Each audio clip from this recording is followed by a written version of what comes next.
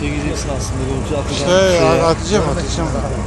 Bu kadar yakın mesela. Şuraya da çekeceksin ki abi mesafesini görsün. Gel öyle gel. Ne kadar mesafede olduğunu gör.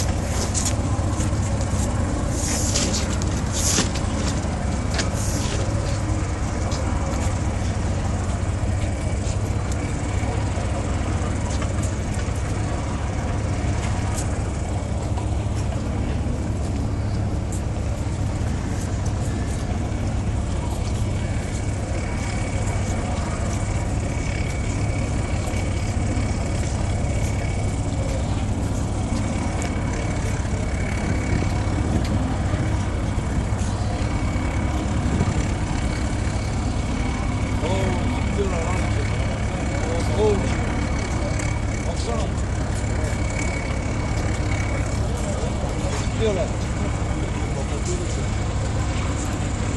Memleketi soydun. Lan götünü çevirdin tam da ha.